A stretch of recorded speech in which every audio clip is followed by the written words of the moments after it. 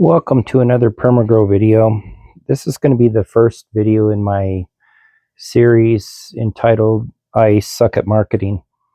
And this video is courtesy of my little sister. She watched all my PermaGrow videos and was kind enough to inform me that after watching everything, she couldn't figure out what I was doing or why I was doing it or what I was actually selling.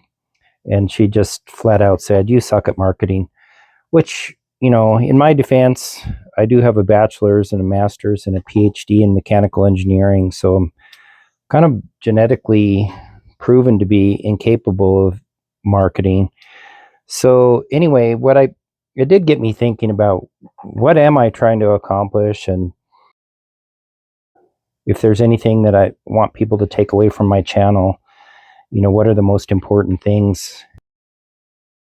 And I've tried to write down a bunch of thoughts and formulate them and come up with some principles about what I'm trying to do. And so I'm going to make a series where I talk about those in kind of no particular order or at complete random. So it's, very difficult to figure out what I'm trying to say. And then I'll just, film myself doing a bunch of random gardening tasks while I ramble on about what is PermaGrow and what is it all about. So anyway, back to my rambling about what is PermaGrow.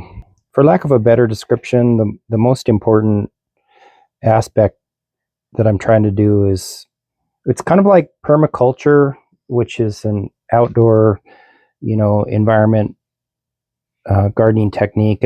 Permaculture stands for permanent agriculture, where you kind of create a living ecosystem, a food forest, for lack of a better word, where once you get it established, you just have very little to do. It just continuously produces food.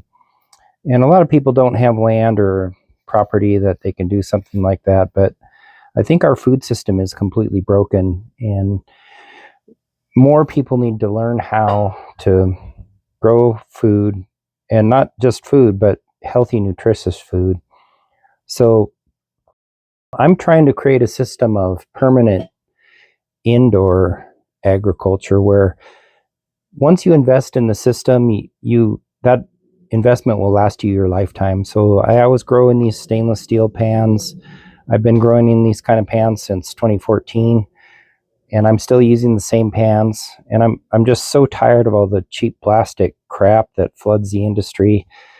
And there's also a lot of just misinformation out on the market today.